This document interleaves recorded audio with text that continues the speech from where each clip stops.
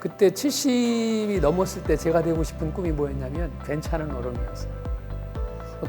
누구한테 존경을 받거나 이런 거보다는 편안하게 해주는 사람? 제가 생각하는 어른은 배려할 수 있는 사람이 어른이라고 생각을 하는 게 그런 마음가짐을 가지고 있는 사람, 여유가 있는 사람, 그런 사람이 저는 어른이라고 생각을 합니다. 저는 이름이 최재권이고요. 발달장애인들의 자립과 재활을 돕는 사단법인 아르크의 대표를 맡고 있습니다. 여기 가까이 있는 곳에 신불당 아트센터라고 있는데 거기서는 관장을 맡고 있습니다. 저는 천안에서 이제 프랜차이즈 회사에서 이제 영업 관리를 하고 있는 이제 2년차 새내기 신입사원 차우진이라고 합니다.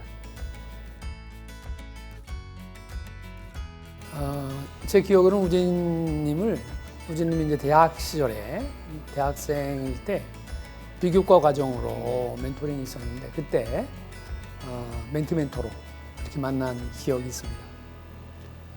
제 기억이 맞나요? 네, 맞습니다. 네, 맞습니다. 굉장히 예리한 면이 있어 보이기는 하지만 따뜻한 사람으로 제가 기억해요. 그리고 매사에 좀 논리적이라 그럴까? 그렇게 기억하고 있습니다.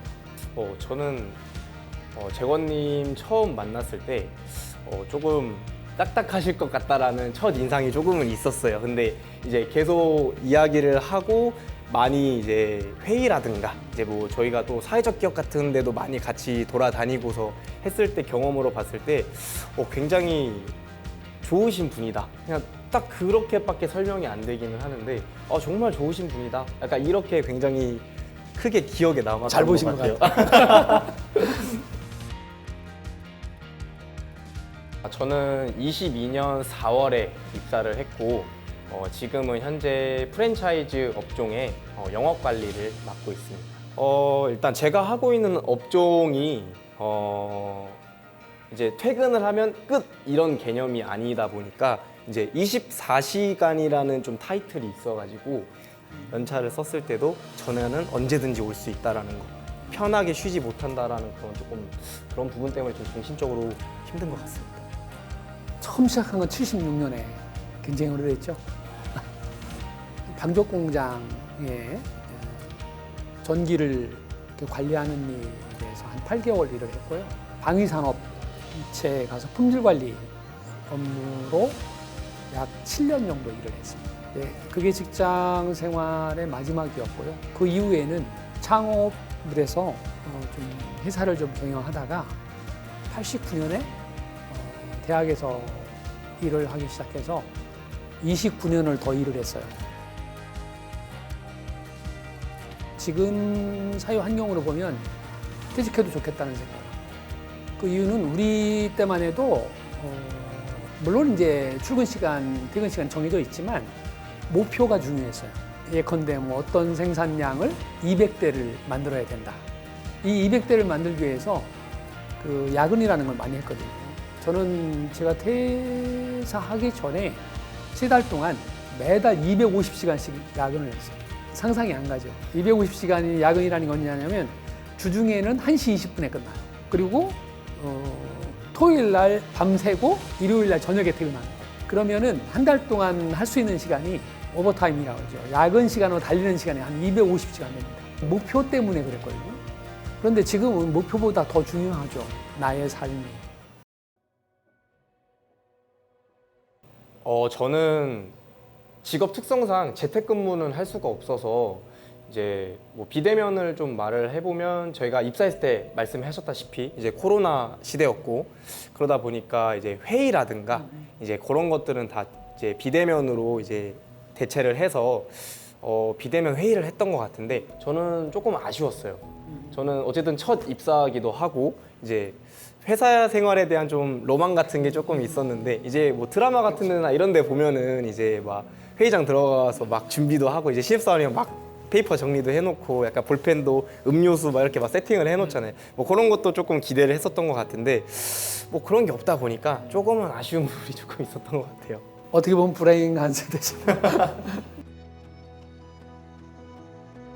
우리 세대들이 이제 상당히 좀 보수적이에요. 50이 넘으면 보수적이지 않던 사람도 보수적으로 바뀌는 경우가 있는데, 특히 아까 질문에도 그런 게 있었는데, 내 예전에는 이런 얘기들 많이 하는데, 전문분들하고 얘기할 때 제일 제가 중요하게 생각하는 거는 안전한 대화예요. 안전한 대화라는 게 그 상대방이 내가 이 얘기를 했을 때 혹시 불이익이지 않을까? 내가 혹시 이 얘기를 했을 때 상대방이 나에 대해서 다른 편견을 갖지 않을까? 미리 염려해서 자기 검열을 먼저 하는 그런 일들이 없도록 하는 일이 굉장히 중요하다고 생각하고 있고요. 그래서 그런 안전한 대화를 하기 위한 장치 이런 것들을 가끔 생각해봐요. 또 회의가 있을 때 어떻게 하면 그런 상황에서 대화를 할 수 있을까? 그런 생각을 하죠. 변화한 거라고 봐야 될 거예요. 네. 처음부터 그랬을 일은 없고요. 저는 싫습니다. 저는 이제 직업 자체가 이제 혼자서 이제 차를 타고 이동을 하는 거다 보니까 제 약간 기쁨 중에 하나가 직장 생활의 기쁨 중에 하나가 이제 좀 거리 가까운 직장 동료하고 만나서 같이 밥 먹는 거. 그래서 집에서 먹는 거는 좀 싫고 오히려 같이 이제 회사 사람들과 점심 먹으면서 그렇게 하는 게 더 저는 좋습니다.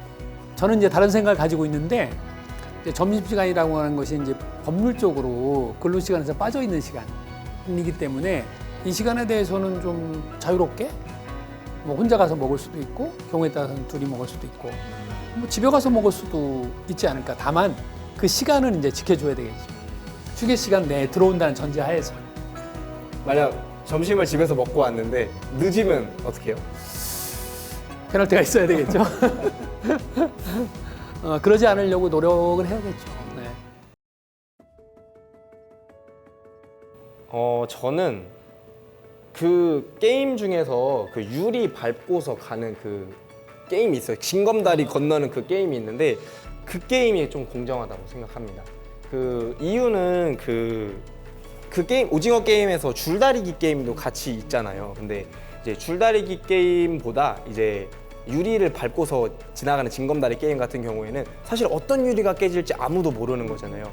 그래서 복불복이니까 오히려 공정하지 않나. 왜냐면 운적인 부분이 가장 크게 치우쳐져 있기 때문에 저는 그래서 그게 가장 공정하다고 생각을 해요. 일단은 줄다리기가 그래도 그 중에서는 낫다고 생각을 했는데, 일단 줄다리를 하기 전에 나름대로 규정을 정하죠. 지켜야 될 규정. 서로 예를 들자면 인원이 같다든가, 똑같은 위치에서 출발한다든가 하는 동일한 기준을 가지고 하기 때문에 보다 공정하지 않을까? 복불복은 개인에게 주어진 거예요. 가다가 빠질 수도 있고. 근데 이것은 좀 여러 사람이 같이 하는 일인데 공정한 기준이라기보다 동일한 기준을 가지고 있으니까 좀 더 공정하지 않나? 그렇게 생각했어요.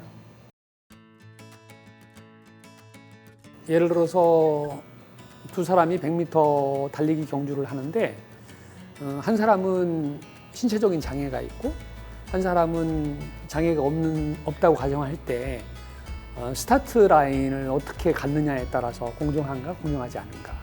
예를 들어서 한 30m 핸디캡이 있다. 예를 들면 장애인한테. 그러면 장애인은 30m에서 출발을 하고 비장애인은 0m에서 출발한다면 정확하게 일치하지는 않지만 피니시 라인에 그래도 비슷하게 들어올 수 있지 않을까. 누군가 더 열심히 한 사람이 이제 먼저 들어오는 경우일 텐데 그런 정도, 물론 그것도 명확하게 공정하다고 할 수는 없지만 그런 정도라도 공정하려고 노력하는 게 필요하다 이렇게 생각합니다. 저는 능력주의는 공정하지 않다고 생각을 합니다. 왜냐면 이제 사람마다 각각이 갖고 있는 능력치가 다 다르기 때문에 이제 사실 우리 사회에서의 통념상으로 봤을 때 저는 능력주의의 가장 큰 축이 학벌주의라고 생각을 하는데 이제 학벌주의가 생겨나게 된 것도 사실 이제 어떻게 보면 공부를 하는 이제 능력치에 따라서 사람을 등급으로 나눠가지고 이런 식으로 줄 세우기를 통해서 진행을 하잖아요. 지금 사회가 그냥 공부라는 프레임 틀에만 갇혀져 있는 거지 나라는 사람은 노래를 잘할 수도 있고 뭐 이 친구는 춤을 줄 수도 있고 약간 개개인마다 능력이 다르기 때문에 그런 능력주의라는 건 사실 지금 우리가 사회에서 만들어낸 그냥 프레임 같다라는 생각 때문에 저는 그렇게 생각합니다.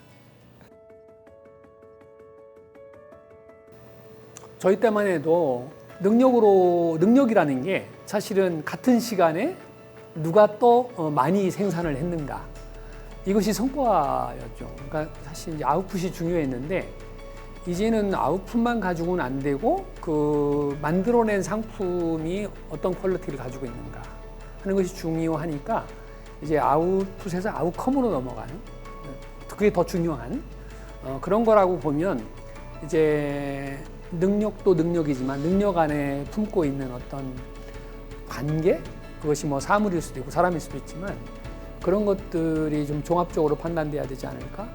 뭐 요즘들 흔히 얘기하는 결과 중심의 성과 평가보다는 과정 중심의 성과 평가, 이런 것이 좀 이렇게 같이 믹스되면 좋을 것 같다는 생각이 듭니다. 제가 생각했을 때는 이제 회사라든가 모든 기업체들이 다 결과값이 가장 중요하다고 평가를 하고 있고 또 그거를 지표로서 드러내고 있잖아요.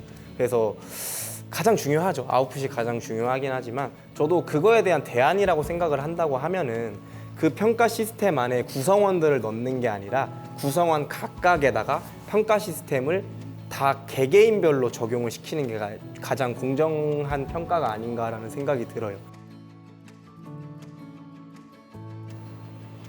재건님 나이가 더 많으니까 제가 얘기를 해야 될 것 같아요. 제가 어느 해인가 그 국립대학에 강연을 좀 요청을 받아서 간 적이 있어요. 그때 제가 이제 나의 커리어 패스라는 제목으로 강의를 했는데, 그때 70이 넘었을 때 제가 되고 싶은 꿈이 뭐였냐면 괜찮은 어른이었어요. 괜찮은 어른이 된다는 게 어떤 건가에 대한 생각을 많이 하게 됐죠. 누구한테 존경을 받거나 이런 거보다는 타자와 만났을 때 편안하게 해주는 사람, 그분이 괜찮은 어른이라고 생각을 했어요. 그래서 아직은 그런 경지에 못 갔는데 그렇게 되고 싶습니다. 괜찮은 어른이 되고 싶어요.